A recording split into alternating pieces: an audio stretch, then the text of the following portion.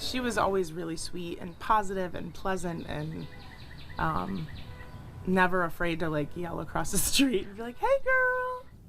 A joyful voice, now a heartbreaking memory for a Jackson neighborhood mourning 18-year-old Maya Sims. Police say Sims was shot Sunday afternoon near Carl Breeding Way, just steps from the church her neighbors say she visited for peace. Good evening. I'm David Andrews. And I'm Ann Emmerich. She died later at the hospital. Police say the search for answers is far from over. Now here's a look at where it happened near the 1500 block of Carl Breeding Way in Jackson. That's just south of downtown and not far from the high school where Maya had just graduated. News 10's Rachel Fulton joins us live in studio. And Rachel, a community grieving tonight.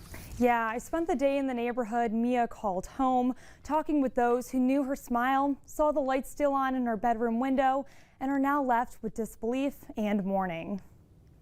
I walked down and I seen her laying here, the prayers being administered over her body. You know, it was just really sad.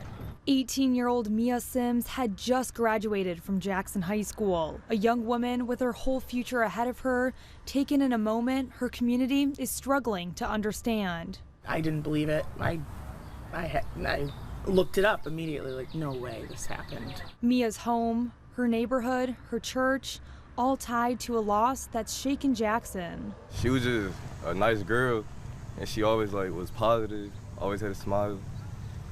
Yeah, everybody just liked her.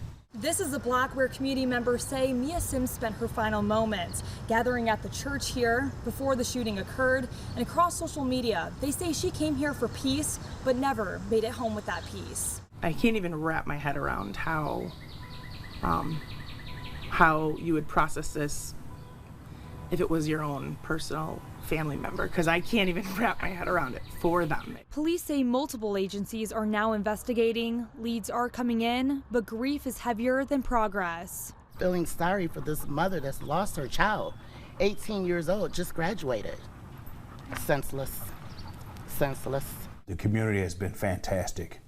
My phone rang all last night, text messages this morning, information going to our investigative units as well. That has been more than helpful in this investigation and welcoming. A smile remembered, and a community hoping this tragedy brings change.